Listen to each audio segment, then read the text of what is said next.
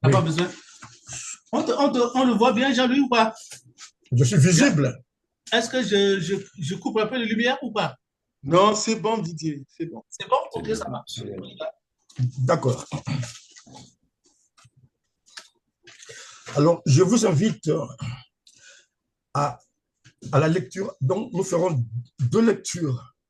La première dans l'Ancien Testament, dans le chapitre 16. C'est là où l'Éternel choisit un nouveau roi à la place de Saoul. Mais je vais partir du chapitre 15, donc 1 Samuel, chapitre 15, le verset 15, jusqu'à 1 Samuel, le verset 14. Jusqu'à 1 Samuel, le verset 14. Ensuite, dans le Nouveau Testament, dans 1 Jean, chapitre 5, verset 1 au verset 13, au verset 14. Donc, c'est la guérison d'un paralytique à Jérusalem. Je ne sais pas si tout le monde a trouvé les deux passages.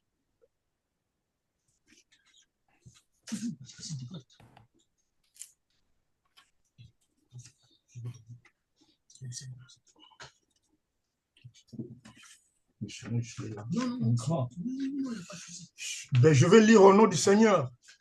Est-ce que vous m'entendez? Oui. J'y vais. OK. L'Éternel fait oindre un nouveau roi, il lui donne son esprit.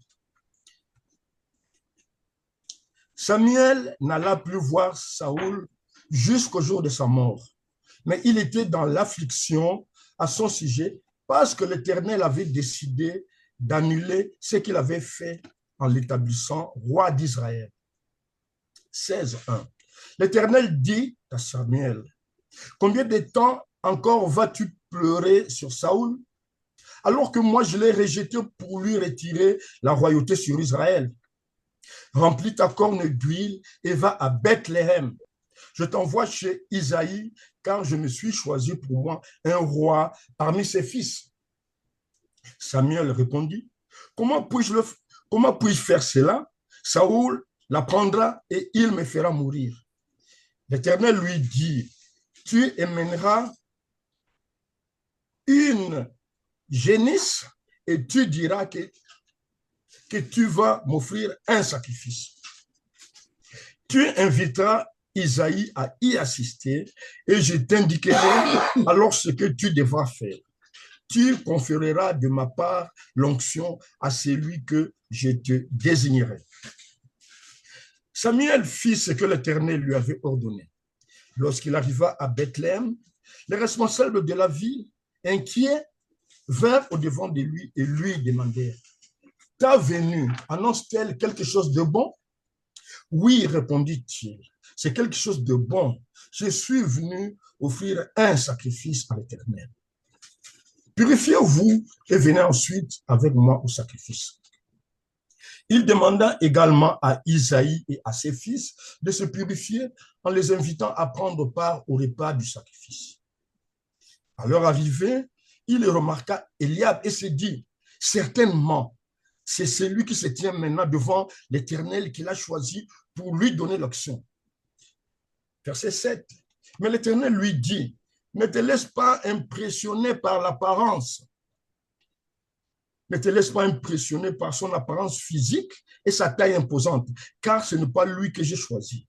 Je ne juge pas de la même manière que les hommes. L'homme ne voit que ce qui frappe aux yeux, mais l'Éternel regarde au cœur. Ensuite, Isaïe appela Abinadab et le présenta à Samuel. Mais s'il dit, l'Éternel n'a pas non plus choisi celui-ci. Puis Isaïe fit avancer Shama. Samuel dit à nouveau, l'Éternel n'a pas choisi non plus celui-ci. Isaïe présenta ainsi 7 fils à Samuel et celui-ci lui dit, l'Éternel n'a choisi aucun de ceux-là. Puis il demanda, est-ce que ce sont là tous tes garçons? Non, répondit Isaïe. Il reste encore le plus jeune qui garde le mouton au pâturage.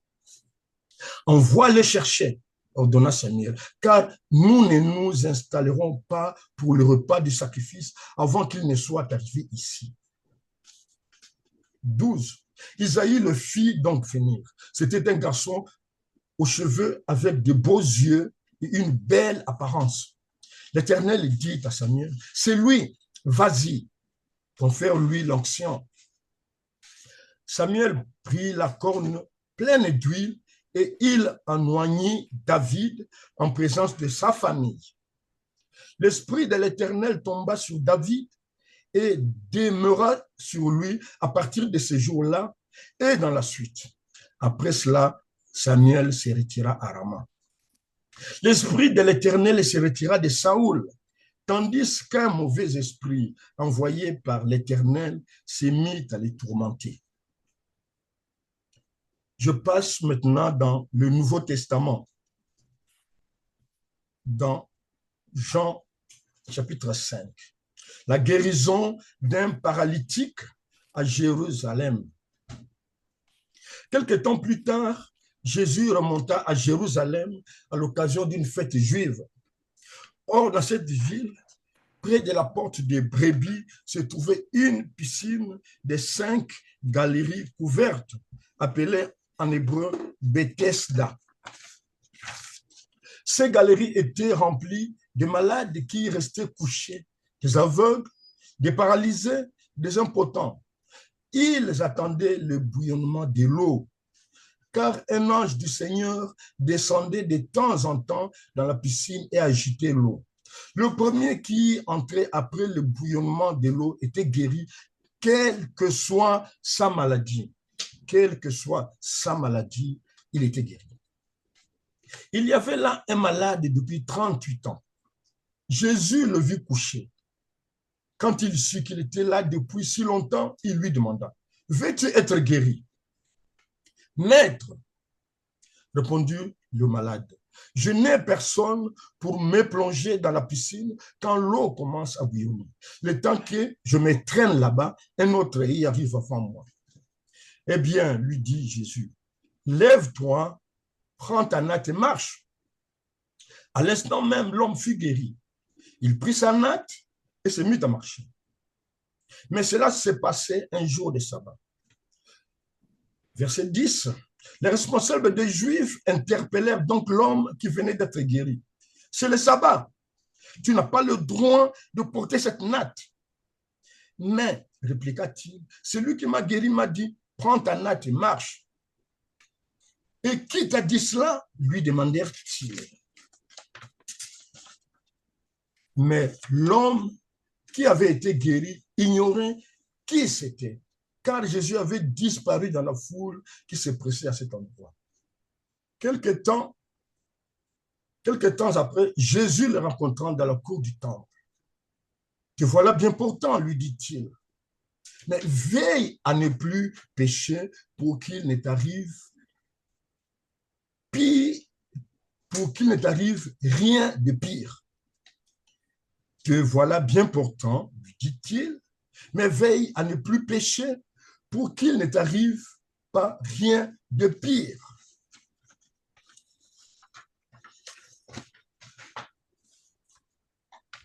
Alors, j'en viens à mon explication. Le choix de Dieu, c'est le thème, le choix de Dieu et le choix de Jésus. Deux personnes. Dieu fait son choix pour David et Jésus fait son choix de guérir quelqu'un. Les apparences sont trompeuses, dit un adage que nous entendons souvent les gens prononcer. C'est le chant que notre frère Didier a mis pour nous, qui a répété toujours, les apparences sont trompeuses. Dans le texte du livre de 1 Samuel que nous venons de lire, Dieu dit au prophète Samuel de ne pas se fier aux apparences. Il doit chercher à voir comme Dieu voit, parce qu'il est son porte-parole. C'est-à-dire regarder au cœur.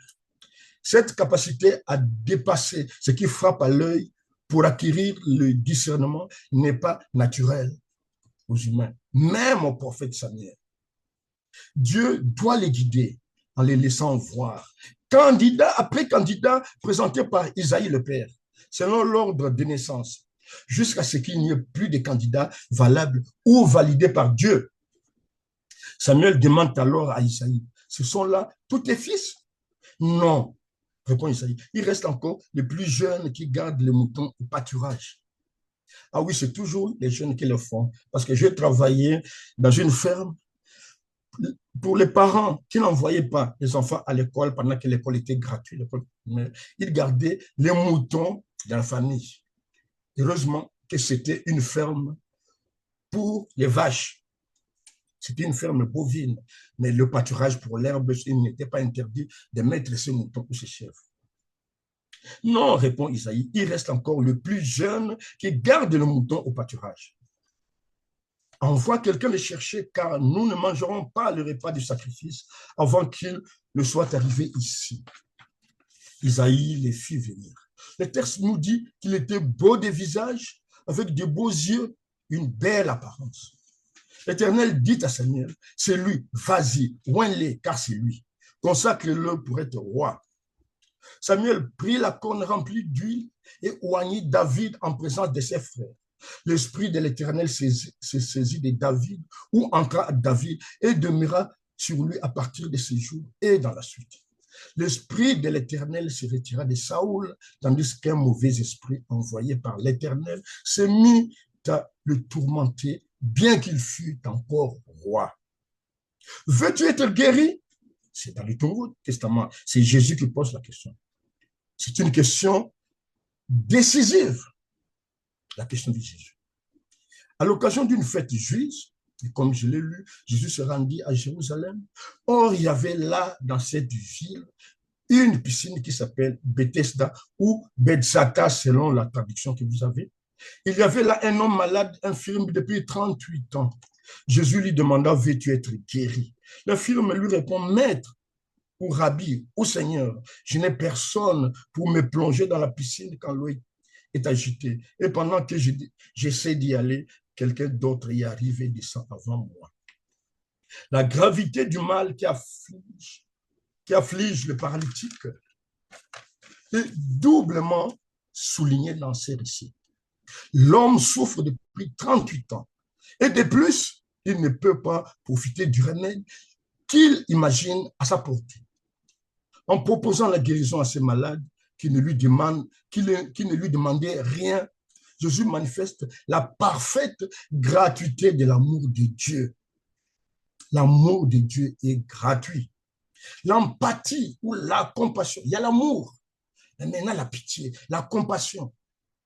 L'empathie fait partie de sa nature. Jésus a pitié. Jésus souffre quand il voit les gens souffrir. Il se traduit par un ordre très concret, très pratique. Le malade est pleinement guéri lorsqu'il unit sa volonté. Sa volonté était de guérir parce qu'il essayait de descendre dans l'eau. Lorsqu'il unit sa volonté à celle de Jésus, lève-toi, prends ton lit et marche. Aussitôt l'homme fut guéri, il enroule en acte et se mit à marcher. On peut dire qu'il sauta même sur ses jambes. Or, ce jour-là était un jour de sabbat, c'est-à-dire un samedi, jour où on ne travaille pas, excepté aller au temple pour la prière. Aussi, les autorités religieuses lui dirent, il n'était pas permis de porter ta natte. Il leur répondit que celui qui l'a guéri lui a dit, lève-toi, prends ton lit et marche. Les chefs religieux lui demandaient, qui est celui qui t'a dit, prends ton lit et marche? Mais l'homme ignorait qui c'était, car Jésus avait disparu dans la foule qui s'est pressée à cet endroit. Plus tard, Jésus le rencontra dans la cour du temple. Il lui dit, te voilà guéri, ne pêche plus pour qu'il ne t'arrive pas quelque chose de pire. Alors voici quelques réflexions que je fais de ces deux récits. Je les mets en parallèle, ces récits. C'est étonnant que durant 38 ans, des centaines de milliers d'Israélites venant adorer Dieu soient passés à côté de ce lieu de souffrance sans qu'aucun d'eux ne s'y soit arrêté pour venir en aide à ces pauvres malheureux. Dans la maison de miséricorde, Jérusalem, le temple est appelé dans la Bible la maison de miséricorde. Dans la maison de miséricorde, pas de miséricorde de la part de ceux qui, selon la loi de Moïse, auraient dû la pratiquer. Heureusement que Jésus est là le jour de cette fête pour guérir ce paralytique. Mais quel terrible jugement à l'égard de ces pèlerins insouciants qui ne s'occupent, qui ne se préoccupent que d'eux-mêmes sans penser à ceux qui souffrent, sans penser à ceux qui pourtant, ils sont là, sous leurs yeux, ils montent à la prière. Sous leurs yeux, ils montent à la prière. En mettant les deux récits en parallèle, il en ressort que, d'une part, la grâce de Dieu pour son choix de David comme futur roi, et d'autre part, la grâce que Jésus apporte en guérissant cet homme. Pour celui-ci, l'espoir de guérir ne s'est pas éteint. Il suffisait que quelqu'un puisse l'aider à le descendre dans la piscine. Il se fait que ce jour-là, Jésus se présente à lui. Veux-tu être guéri? Veux-tu être guéri? Jésus a fait beaucoup plus avec sa parole, avec seulement sa parole. Jésus est très pratique. Remarquons que Jésus n'a pas guéri les autres malades qui attendaient, eux aussi, que l'eau de la piscine soit agitée. Nous pouvons nous creuser les méninges, les pensées sur cette question, parce que la Bible n'en parle pas, nous allons nous perdre dans des spéculations inutiles. Mais prenons Jésus comme tel. Même quand il était dans le monde pour sauver l'humanité, tout le monde, mais il n'a pas guéri tout le monde. C'est le choix de Dieu, ça vient de Dieu. L'élection vient de Dieu. C'est comme David. Il y avait aussi dans d'autres familles des jeunes gens capables. En ce qui concerne David, même s'il fut loin pour devenir roi après Saül sur l'ordre de l'Éternel au prophète Samuel, il ne comprit la grâce de Dieu que le jour où il reçut la visite du prophète Nathan. Après avoir fait assassiner Uri, son capitaine, et pris sa femme, il avait pensé que l'affaire était terminée, affaire close. Cela s'appelle compter sans Dieu. Comme on dit que nous avons un esprit très court, mais Dieu a une longueur d'avance sur nous. David aurait pu se croire soulagé si peu après n'était intervenu le prophète Nathan. Nathan use du procédé de la comparaison ou parabole pour amener David à prendre conscience d'une situation d'injustice intolérable. Sans savoir qu'il va se trouver impliqué, David entend l'histoire de la brebis du pauvre prise par un homme riche. Il dénonce spontanément la culpabilité du vilain personnage qui a volé l'unique brebis du pauvre alors qu'il était un riche propriétaire. Il dit à Nathan, aussi vrai que l'Éternel est vivant, David, c'est un bon juge. Aussi vrai que l'Éternel est vivant, l'homme qui a fait cela mérite la mort.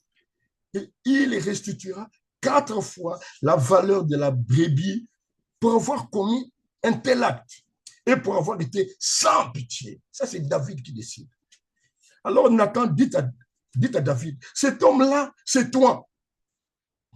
David découvre qu'il est lui-même visé par la parabole du prophète.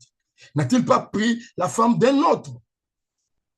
Le prophète n'a pas manqué de courage en osant parler au roi. Il faut avoir de la poigne pour aller dire à nos dirigeants aujourd'hui quand ils prennent la femme des autres. Nous avons vécu avec des autorités qui le faisaient. Bon, je ferme la parenthèse. Si David n'avait pas eu assez d'humilité pour reconnaître sa faute, Nathan aurait sans doute mis sa propre vie en péril. C'est dans l'attitude d'humilité de David qu'on voit sa grandeur. Au lieu de s'excuser, David s'accuse. J'ai péché contre l'Éternel. Ce repentir sera exprimé de façon plus élaborée dans le psaume 51, où David fit allusion à la visite que lui rendit le prophète Nathan. Je vous invite à lire ce psaume chez vous.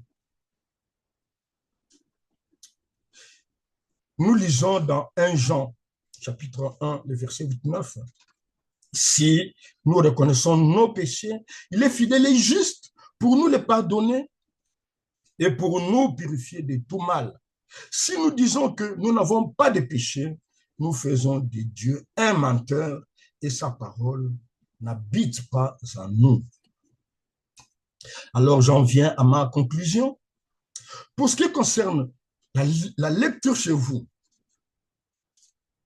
écoutons cet encouragement que donne un pasteur évangéliste, oui, évangéliste. Il demande à quelqu'un de passage s'il possédait la Bible. J'en ai une, répondit-il. Au moins vous la lisez. Non, ça ne m'intéresse pas. Maintenant, je me tourne vers nous qui sommes là en plein culte.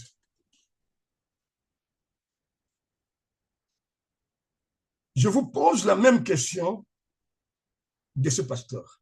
Quelle note mettra-t-on à cet homme qui a répondu au pasteur que ça ne m'intéresse pas de lire la Bible? Quelle note mettra-t-on à cet homme au dernier jour?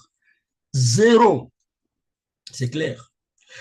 Quel sera à notre tour à nous maintenant qui lisons la parole de Dieu, qui disons que nous sommes chrétiens, quelle sera à notre tour notre note? 0 aussi. Il est vrai que jamais nous n'aurons mérité la bonne note aux yeux de Dieu. En ce qui concerne Dieu, le Créateur, Dieu le Créateur, la bonté même, quand je dis bonté, c'est Dieu. La bonté même est venue sur la terre. La bonté qui descend, la bonté de Dieu, c'est Christ. La bonté de Dieu, c'est Christ. La bonté de Dieu est venue sur la terre. Il s'est fait créature comme nous pour nous arracher à la perdition. Il ne nous demande que d'y croire, comme le paralytique, et de l'accueillir, accueillir lui, Jésus, dans notre vie. C'est par la foi. Nous n'avons pas vécu avec Jésus. Quand nous lisons les textes de Jean, il a vécu avec Jésus. Pierre, Luc, pas Luc, Matthieu et les autres disciples. Ils ont vécu avec Jésus. Même Judas Iscariote, il a vécu avec Jésus. Il a mangé avec lui. Seule notre foi qui nous engage, même tremblante ou faible, peut nous la garantir. C'est notre foi, notre attachement à Christ qui peut nous la garantir. C'est un don de l'amour immense et infini de Dieu en nous. Je le répète, seule la grâce de Dieu, la pitié de Dieu, l'amour, la compassion de Dieu et pour notre part, notre foi qui nous engage, notre foi en Jésus-Christ, cadeau du ciel. Jésus est le cadeau que Dieu a fait descendre du ciel pour notre salut. Mais tout cela pour la gloire de Dieu seul. Amen. Amen. Amen. Amen. Amen. Amen. Amen. Mais je laisse la place